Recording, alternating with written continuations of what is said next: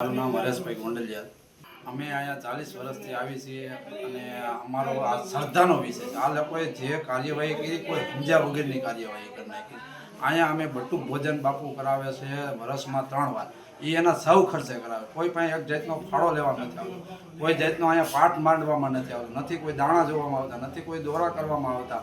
બધાય શ્રદ્ધાથી આવે છે અને બધાય શ્રદ્ધાથી જે કાંઈ દાદા પાસે માગે છે। બાપુ કોઈને આપતા નથી, એમ કે દાદા તમને સારું કરી દેશે બાપા, મારી પાસે કાંઈ છે નહીં।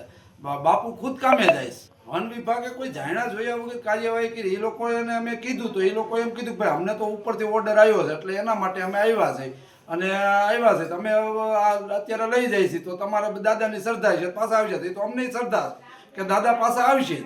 આ 40 વર્ષ જૂનું મંદિર છે। અહીંયા રાફડો હતો, પહેલા રાફડો હતો, સોસાયટી વાળાએ એમ કીધું બાપુ અમે તમને આ જમીન લઈ દઈશ, પણ બાપુએ એમ કીધું ના દાદાને અહીં બેવું છે, દાદા મને ગમે ત્યાંથી કમાણી આપશે અને એમાંથી હું લઈશ। કોઈ જાતનો ફાળો કરીને આ મંદિર નથી બનાવ્યું।